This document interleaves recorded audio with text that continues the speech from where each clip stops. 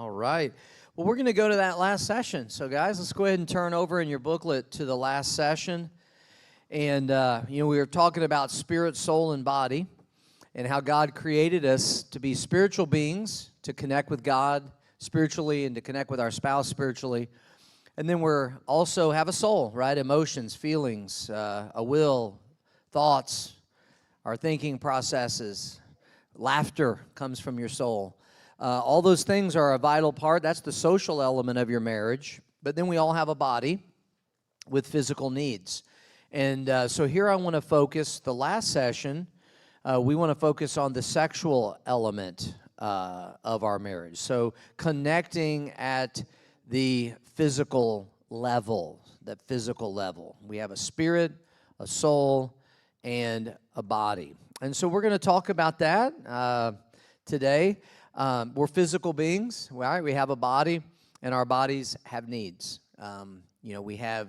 Like Mike was saying, he doesn't really care a lot about food, right? How many of you are like, that's just weird? How many of you think that's just weird? All right, yeah. How many of you think forgetting to eat is weird? All right, yeah. See, we all think you're weird, Mike, but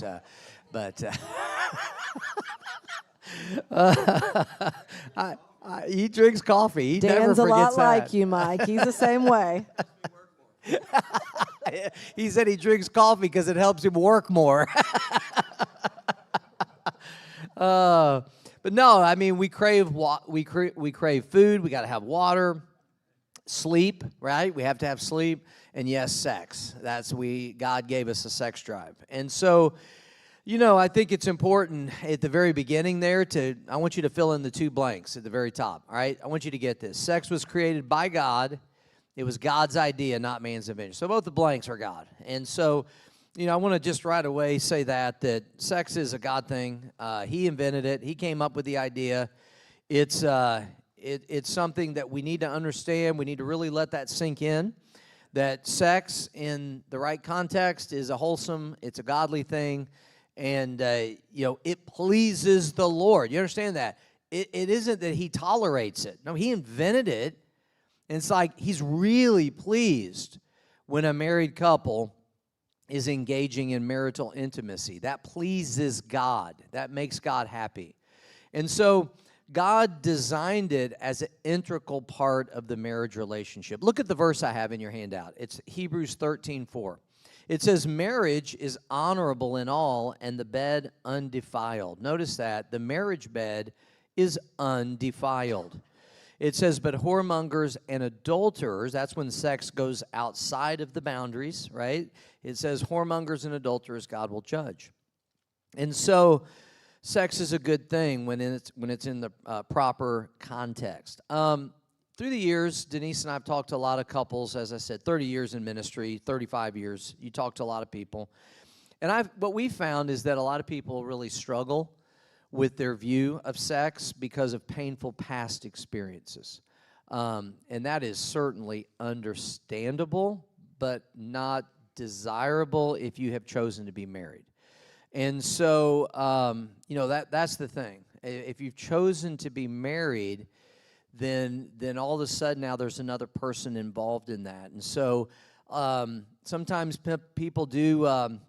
because of their past, they'll get mental hang-ups about it, and they have problems with it emotionally, at the emotional level. But if you're married, then you just have to realize, okay, hold on, I'm going to have to get counseling, get help. I'm going to have to change. I'm going to have to reprogram my mind on this. Just like every other issue in life, I'm going to have to reprogram my thinking, and that's the first step. It's kind of like if you're abused verbally. Some of you may have been abused verbally when you grew up. If you're abused verbally as a child, and maybe through the teenage years, you were abused verbally, you can't decide you're going to quit talking to people, right? You have to realize, no, it isn't talking itself that was evil. It was the way people used that God-given gift. It's the evil way that it was used. And so, it's the way people use it. It's the way people corrupt it. Good things can be corrupted when not used properly. Even the Bible itself, right? Paul talked about how many were corrupting the Bible in Paul's day. So something as good as the Bible can be corrupted. And it's the same way sex can be corrupted. So I think one of the problems is that the subject gets pushed back many times because we're uncomfortable talking about it in church, which I think is so unfortunate. Maybe not so much today as back, Mike, when we were younger, but I think it gets pushed back. A lot of times it's not even that there's a decision made by the leadership of the church. They don't necessarily make a decision. We're never going to talk about that. It's just they don't. It's just avoided. And there has to be intentionality about it. Because if not, here's what happens. If you're not talking about sex at church, and you're not talking about it with the teenagers in the youth group, and you're not talking about it, in small groups or places like this that we're in today, then what happens is our thinking and our ideas about sex all come from other sources that are often not reliable. Denise, I know you wanted to speak into that a little bit. I don't know your personal life, but did any one of you come from a very, very conservative background? I know Cheryl and I did. Okay. Look at this. Well, okay, good. Well, I did, and back in the day, we didn't have a TV, actually. Wow, can you imagine that? No computer, no internet. That's weirder than not eating. Wow, Amen? And so, believe it or not, I mean, I'm looking at many of those ladies. I was very, very naive, didn't know a lot about sex. I just did not. My dad and my mom, with all the infidelity there, nothing was talked about, Even to the day that I got married, my mom never sat down one time with me and discussed anything about sex. That's not a dirty thing, I never had daughters, but if I had daughters, that would be a subject that we talked about many times, I am a person that I don't want to feel like I'm ignorant on something, and I would have gone into our marriage bed very ignorant if Dan had not got us Christian literature, to educate both of us. He was gone in Ohio working at a church, so we were not together our last month and a half before we got married. And that's when we made the choice to read that book separately. We weren't tempted, but it was very knowledgeable for me to read that, Now, I know today it almost sounds ridiculous that someone could be naive with all the information that's out there, but I'm telling you, there are a lot of people that are still very ignorant when it comes to this aspect of their marriage, like I said, I taught teen girls for 20 years. So many girls. We had talked to one couple that, dear friends of ours, and after 3 months of marriage, they set up an appointment with us, and they had still not been able to consummate their marriage because she was so ignorant and so afraid. And I took an entire day, just she and I, and we sat down and we talked and we talked and we talked. And from that time forth, if there was ever a girl in my teen department that I thought did not have a mom to help her, I sat down with her. I didn't want her to go into marriage and not fulfill that part, because it's for both of us, fulfilling for Dan and for me.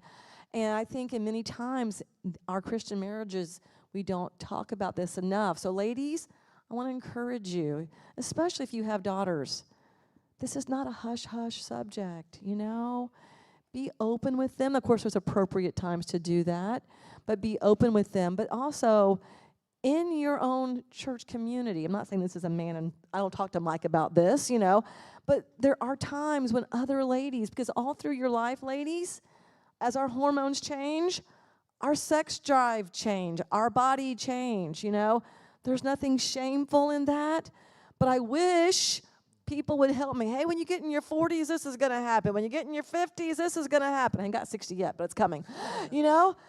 Be honest, be open. We can talk about everything else with people. I don't think that subject should be this, we can't talk about it.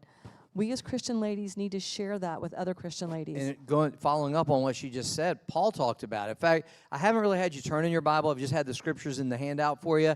But if you've got your phone, your device, and you can grab it real quick and go to 1 Corinthians 7, if you've got the Bible on your phone, I really like for you to go there and see it, because Paul talks all about sex in this chapter, and it's a good chapter because it really kind of gives us insight into God's view on this and what the whole purpose of it is. And so in 1 Corinthians 7, Paul is writing to this church at Corinth, and it was a very sensual, very sexual city. It was known for that. Sex was it was an embedded part of their culture. It was even part of their religion. So they had temple prostitutes. They had sexual practices that they engaged in as part of their religion. And so it was a very, very sexualized place. And so Paul knew that these new Christians that lived in Corinth would need instruction on this subject. I think our culture is very similar, very sexual culture that we live in. And I think what happens many times is that Satan, it's like we said earlier, it's not today so much that people don't have information about sex. It's just many times it's not the right information. It's not good information.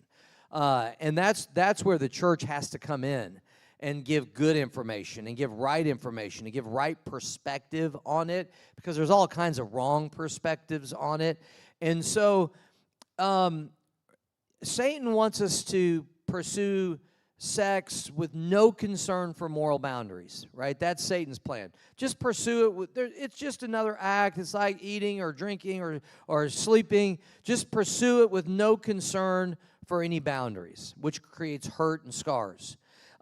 Satan says, just pursue sex with no concern for consequences. Don't worry about what it's going to bring. Maybe an unwanted pregnancy, or maybe it's going to lead to a breakdown of a marriage and a family. It could lead to disease. It could even lead to death. But don't worry about that. Satan says, pursue it. Don't worry about the boundaries. Don't worry about the consequences. Don't worry about other people and who may be affected by it. And so he wants us to pursue sex with no concern for personal meaning. That's his plan, to corrupt something that God created. Like we said, sex is a good thing. God created it. It was God's idea. Just like the Bible can be corrupted, sex can be corrupted. And so Paul is writing to Christians at Corinth in a very similar culture that we're in today. And it's in this setting that God shows us that we have to choose. It's a choice. We choose to conduct our lives in a way that's pure. And that sex is not wrong, Paul teaches. Sex is not wrong when it fulfills God's plan. So in your handout is a key statement in your booklet, and we're going to go to 1 Corinthians 7 here in just a second, and we're going to see this in the Scriptures. But it says in your booklet there that God intends for a great marriage to be a safeguard from immorality. Now, go to 1 Corinthians 7 and look at verse 1. It says, now concerning the things about which you wrote to me, it's good for a man not to touch a woman. Nevertheless, because of sexual immorality, let every man have his own wife, and let every woman have her own husband.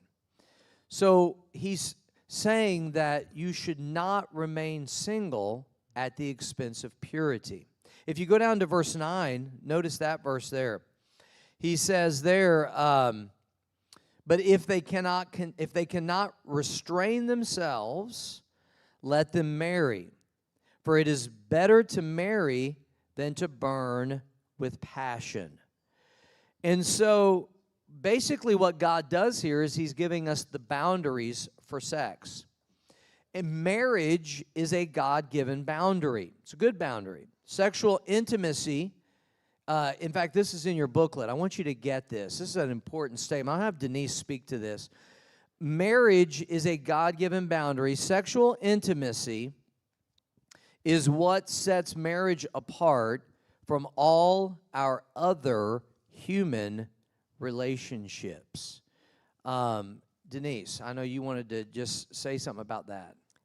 Cheryl and I are very good friends, and Cheryl and I can talk about anything together.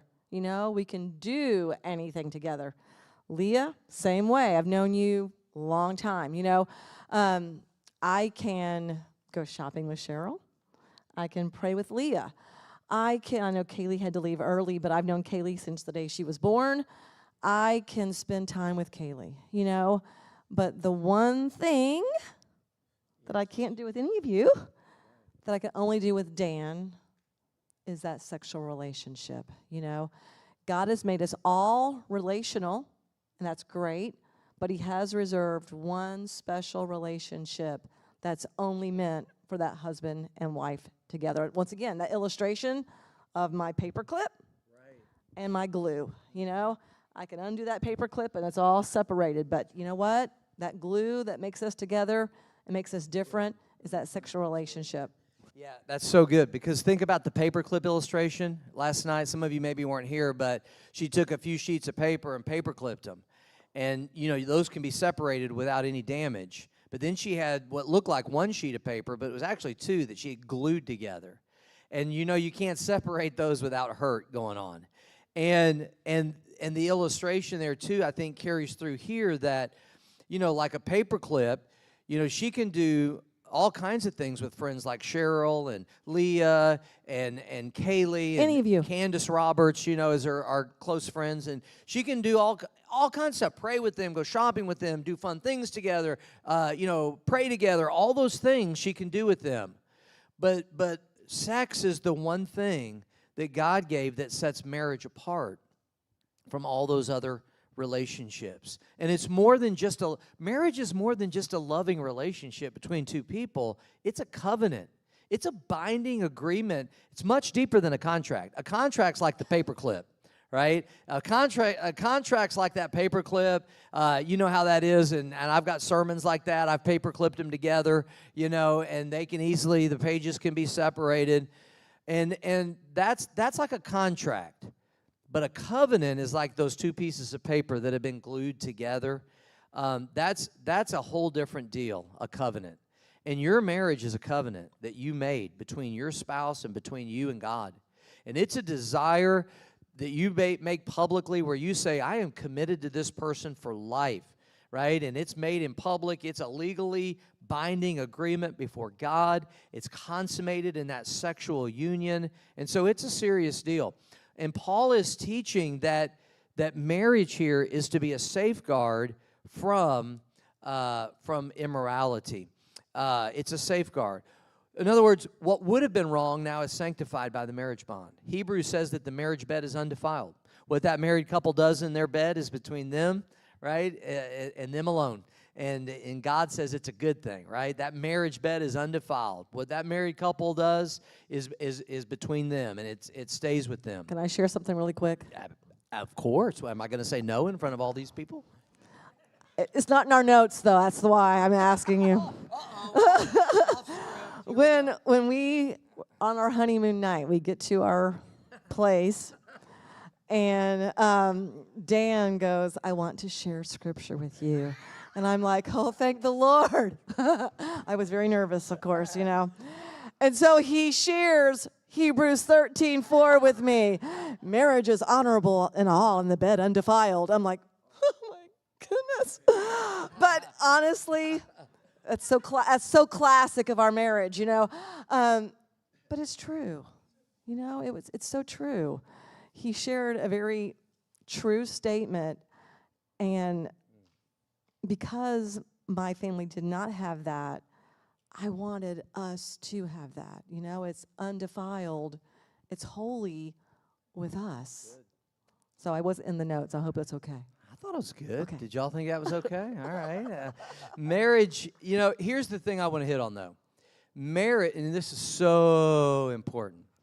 Marriage in and of itself is not an end-all cure for immorality. I know a lot of guys get married. They think when I get married, I'm never going to lust after another woman ever again, right? That's going to cure all my lust problems. I'm never going to want to look at anything ever again. When I get married, that'll all be gone. And we all are adults in here. We all are mature enough to know marriage is not an end-all cure for immorality. We all know adulterous affairs happen, like Mike was talking about. We all know, call it cheating. We know cheating happens in marriage. We know that divorce can happen after marriage. Like we said, her mom and dad divorced after 50 years. Most of us in here, probably divorce has touched our family in some way, in your extended family.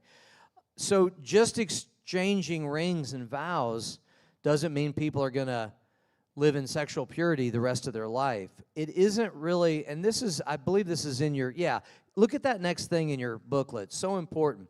It said, it isn't marriage itself that safeguards us from immorality, but it's a great sex life inside of marriage that is the key.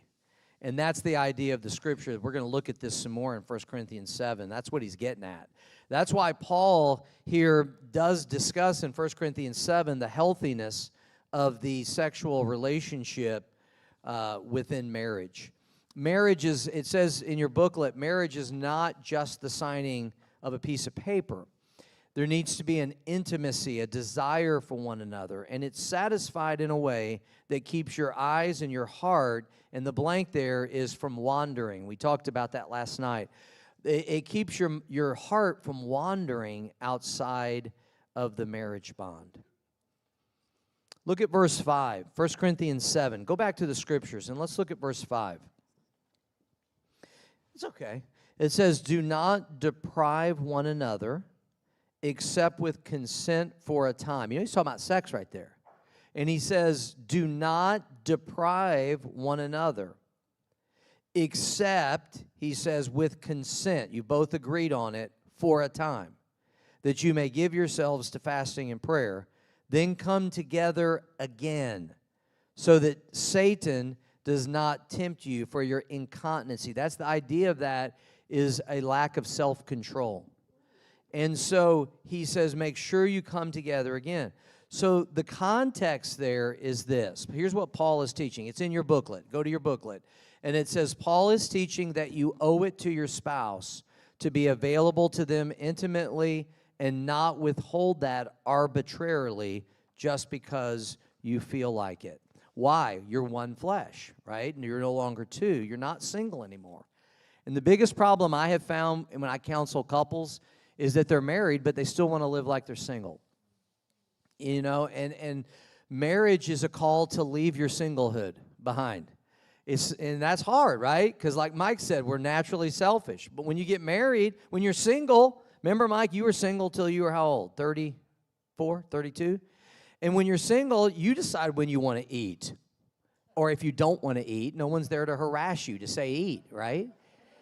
You decided when you wanted to eat. You decided how much you wanted to work. You decided how many hours you wanted to put in at work. You decided what you wanted to do on your day off. You decided what TV programs you wanted to watch. And you get married. Now, all of a sudden, you're not single anymore. There's another person there. And so marriage is a call to leave your singlehood behind. And now you're married. And so when he talks about defrauding one another here, he's talking about withholding sex from each other. And that's a real issue in a lot of marriages, is that sex is used as a weapon, or sex is used as a reward, or sex is used as a punishment. And that's not good. I had a guy tell me one time, he said, I used to love to go out and work in the yard and mow the grass. And he said, I'd work out there for 4 or 5 hours on my day off, and I loved that. And I said, why? He said, because I knew my wife would have sex with me after that. He said she normally would never have sex with me. But he said if I worked out in the yard all day and I worked hard and I sweated enough, he said I knew she'd have sex with me as a reward. And so he teaches here that sex should never be withheld from your spouse unless, number one, he says you've had a conversation about it. Number two, it's by mutual consent. Number three, it's for a time. The idea there is a short time.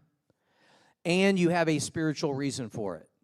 So in other words, maybe one or both of you are giving yourselves to a time of fasting and prayer. Fasting is just when you're abstaining from something physical like eating or whatever. It could be anything physical. It's the idea I'm going to give up something physical so I can focus over here on something spiritual that I need to be focused on in prayer and just give my attention to this spiritual issue. So I'm going to abstain over here from something physical, give that time to focus on the spiritual. And I'm going to prefer the spiritual over the physical here and give my undivided attention. Maybe you abstain from food. Maybe it's TV. Maybe it's music. Maybe it's sexual relations. But he says you do it by agreement, and he says you do it for a short time. So in other words, every time your spouse tries to initiate intimacy, the answer cannot be, oh, I'm fasting from that right now. I'm fasting from that right now. All right, he says that can't be the answer. So if I withhold from my wife or she withholds from me, then what happens is we're not experiencing that oneness, that intimacy that God has designed for married couples. We're defrauding each other, as he says. By the way, you know what's neat about that? The word defraud there means to cheat. When we think of cheating, we think of outside the marriage. He says there's cheating that can happen inside the marriage. And that's when you cheat your spouse of that sexual relationship that you're supposed to have. Denise, I know you wanted to speak to that too. Once again, going back to my home life, my dad and my mom both will say this to be a fact, that after I was born, I came in their first year of marriage, and my mom, I know she had a very hard home life. But my dad was a traveler, and he was gone a lot. And so after I was born, I really think she had a lot of postpartum depression. But they did not have sex for 3 years after I was born. They both say that. That's not just coming from one person, you know. Yes, my dad cheated on my mom all through my mom and dad's relationship. But you know what? My mom cheated on my dad, you know. She cheated on him from not providing that thing that he needed. And once again, I'm not trying to be the counselor in all of this, but Dan and I have met so many spouses, whether it's the man or the woman, that are cheating inside the marriage. What? Because they're not allowing that spouse to have that desire met. You know, I think women, or saying us, in general, are not like men that can just be instantly, that light bulb, just immediately on. And I think for us, especially, like I said, at different ages of our life, whether it's pregnancy or whatever, you're having a child and 5 or 6 children, or now even at our age older, we have to constantly, that's something that I need to constantly be aware of. I don't want to ever cheat my husband out of something that he may desire more than me. But I'll say this, and for Dan and I think what Paul is saying here too, if you're not sexually intimate, wherever that frequency is for your personal life, it does bring you closer together. It does. Dan and I have always tried to practice that because I want our relationship to be close, and that sexual intimacy does brings that closeness. And that's the idea here. Is Paul is saying you owe it to your spouse to be available to them sexually, and so husbands and wives, you have that marital. That's part of marriage. It's like you got married, and that's part of marriage, and it's to give sexual satisfaction to each other. And, some people are, we've talked to them, like, well, I just don't crave that anymore. I don't want that, I don't crave it. Well, again, a lot of times there's medical issues involved in that. They call it your libido, right? And libido just means your sexual craving or sexual desire. There's all kinds of things you can do to increase that. Her and I, that's never really been an issue for us, but it is for so many couples. We're both very sexual by nature, but many couples are not. One is, one isn't, or maybe both aren't. But there are things that you can do to increase your libido, especially if you feel like that started to wane. Like she said, you go through hormone changes throughout life, and you go through stages of life where that changes. But there's things that you can do. There's natural supplements, there's medications, there's, all kinds of things that you can do. There's certain foods that increase your libido, but there's things that you can do to where, it's not good if one person's libido is here and another one's here. That's not good. You want to get that more together. And so there's things that you can do to even that out and to make those more equal. But I do think it's important that in your handout there it says that it's not something to be dreaded or endured. God designed it for pleasure and for the mutual satisfaction of both husband and wife. And like she said, guys and girls are different, and many times, guys, when it comes to sex, we're like a light bulb and she's like an iron. Let that sink in. Guys, you know what I mean by light bulb, right? I mean, it's like an on-off switch. I mean, we can go from 0 to 100 miles per hour in seconds, okay? And then the woman many times is more like an iron. And an iron isn't instantly hot, right? It's got to warm up.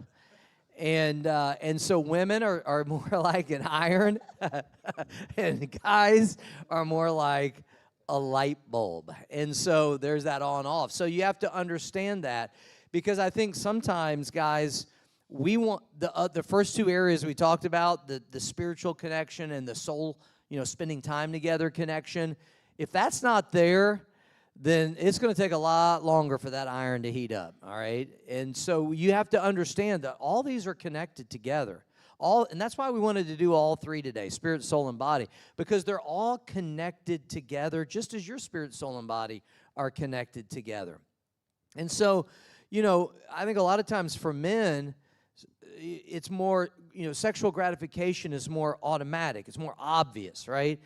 But yet women can have as much physical satisfaction and pleasure, if not more, than men. And so, but it takes knowledge. It takes understanding. And like Mike said, there's books, there's resources, there's things that you can do to increase your knowledge of how that can improve. And I think it should always improve. I mean, I feel like throughout the years, it's done this for us. I know some people are like, well, when you get older, don't you outgrow that?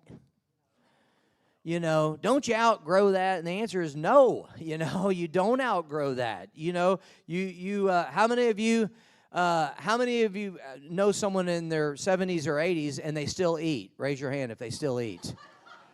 Yeah, they still like food, right? Well, guess what? I know people in their 70s, they still have sex every day, all right? And I'm telling you, I'm being honest about that. And so, it's not something that you outgrow any more than you outgrow your desire to eat food. You say, okay, and in your handout, I think it mentions the idea of frequency. I'm not sure if it does. I think it does. But, yeah, so let me just say this. When we talk about frequency of sex, again, there can be some misunderstandings on that. Because I've talked to some guys, and they think that they are like oversexed, because they want sex, 3 or 4 times or more a week. And they think, there's something wrong with me. And there's nothing wrong with that at all, okay?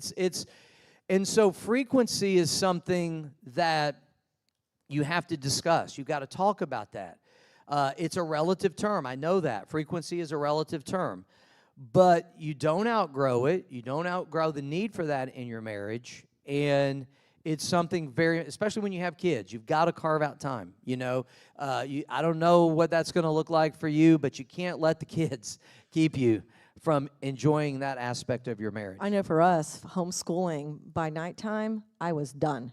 Nighttime was not a good time for me, afternoon. But you have to do what works for you. There is no set time. That's whatever time is best for you and your family. So, Paul says even if you agree to not have sex, it shouldn't be for a prolonged time period. Why? Here's what he said: that Satan tempt you not. Some of you right now, I will guarantee you, some of you in here right now, your spouse thinks that you're completely satisfied with how often that you have sex. But the spouse is not. You think your spouse is completely satisfied, and they're not. They just haven't told you. They haven't been honest about it. And so you have to talk. You have to communicate. You have to be honest with each other. That intimate connection that comes from that frequent intimacy. Listen, it's one of the glues that holds the marriage together. And in your handout there, the kind of getting towards the end there, it talks about, it says the overall quality of your relationship with your spouse is so important. And then it says angry people don't even want to look at each other, let alone be intimate. So what's the point there? The point is this, and I think that right there, Denise, kind of hit on that part right there, because I think that's so important, and I know you've kind of hit on that from your childhood and so forth. But if there's unresolved conflict, bitterness, contention in your relationship, that's not going to lead to intimacy, you know? Especially, ladies, if your husband has hurt your feelings and maybe he doesn't even know it, tell him, you know? For me, I cry sometimes. Me and Cheryl cry. So especially in my home and in Dan's home, the silent treatment was what my mom did. And she would get mad at my dad, and I'm not kidding you, she would not speak to him for weeks. She would get mad at us, and either she would yell her head off or she would not speak to us.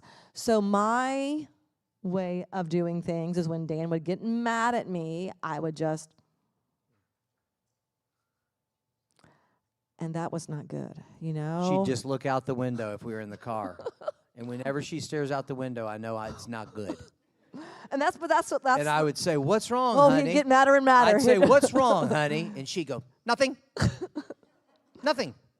And honestly, he would get so mad. I want to talk. His voice would get louder and louder. I used to tell her, I'd rather you scream at me than give me the silent treatment. And I had to learn to communicate, you know. So for me at the very beginning, I would write him a little letter. This is how you've hurt my feelings, you know. But he had to know, you know. I thought if I was quiet, he would know how he hurt my feelings. But he didn't know how he hurt my feelings, you know. And even today, at 36 years of marriage, he may have hurt my feelings and he doesn't know. And I'll be like, you know, you were just rude to me over there. You just wanted to do your work and I bothered you and you hurt my feelings. And he would never want to do that on purpose. But you know what? He doesn't know that he's even doing it unless I tell him. So in your handout, it says that's why it's so important to work. And boy, I put that as the blank on purpose, because marriage it's work, man. You know what? You know what I'm saying? Good marriages don't just happen. Like I told you, you're going to naturally drift apart. You're going to have to work at staying close. So it says you're going to have to work on the quality of your marriage all the time. You got to work on it all the time. Then the last thing there, when you're living and abiding in love, this just makes the physical intimacy, the sexual end of the relationship skyrocket. Before you're married, and Mike, you may have been the one that said this. I don't remember. I think you did. But one time I heard Mike say, I think you said this, before you're married, Satan works really hard to get you into bed. Is that you that said that? I thought it was. And I love that, what you said. Before you're married, Satan really works hard to get you into bed. And after you're married, he works hard to keep you out of bed. And that's so true. So I hope that's a help to you. And I hope that you guys can see. And by the way, if you've got problems in that area in any way, if you feel like, you know what, this is a heavy lift. I can't do this by myself. Get some help, right? Start out by just getting some help. Talk to somebody. Go to a counselor. Go to a therapist. Go to all these resources that Mike has provided in here. Start out with that. Go to someone at the church that you trust, but get help. Please get help. All right. So important. Body, soul, spirit. They're all linked together, and so. Sometimes for couples, we've counseled them before, and guess what? The answer for their marriage problems really wasn't, you just need to read the Bible and pray more together. The answer was, you guys need to have sex more, all right? So, you know what I mean? It's like there's not a set pat answer for every marriage issue. Sometimes it's dealing with the spirit. The spiritual connection is not there. Sometimes it's the soul. You're just going different directions. You're not spending time together. You're not best friends. And then sometimes it's the sexual element. You're just not making sure that this is happening on a regular basis, the sexual end of it, and it's very important. Can I share this too? Yes. When I was talking about talking, you don't talk about sex with the opposite sex.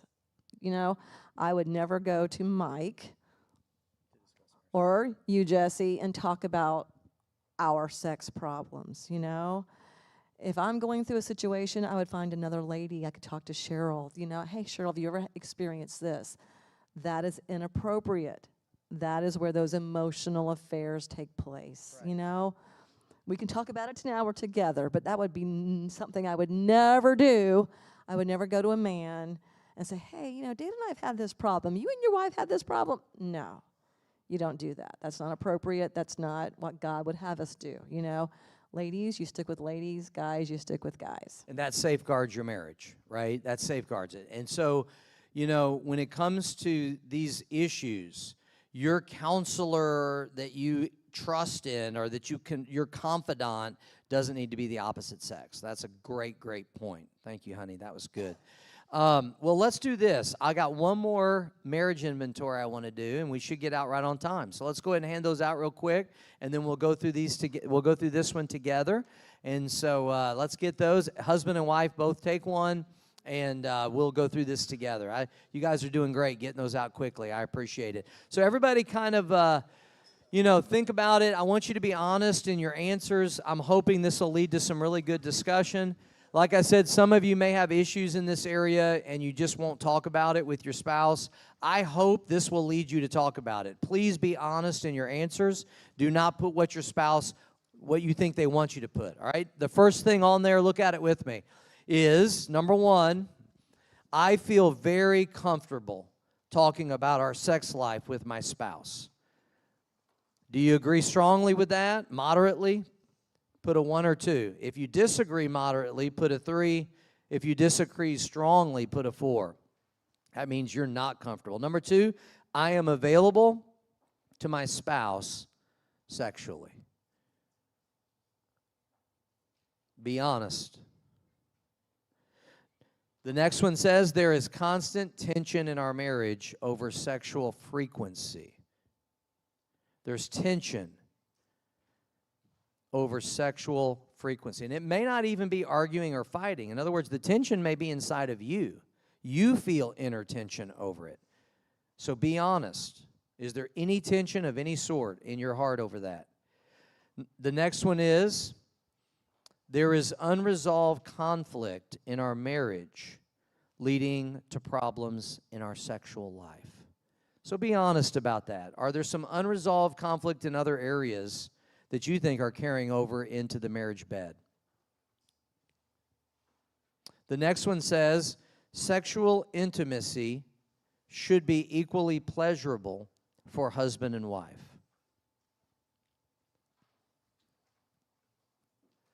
All right, next one says, I am very satisfied with the frequency of our sex life.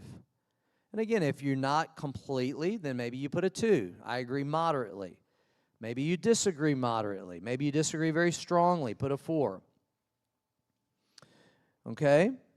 Then the next one is, there are certain sexual topics I want to discuss with my spouse, but I have not felt comfortable.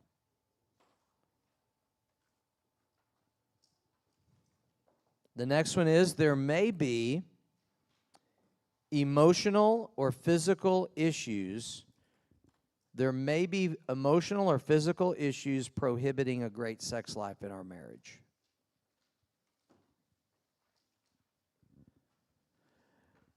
In other words, we're talking about libido, right? Your libido is not what it should be, and you know that. And so that'd be like a physical issue, or maybe it's emotionally related. You don't have that sex drive that you really feel that you should have. All right? And then the last one is, I feel that we could benefit from counseling regarding the sexual aspect of our marriage.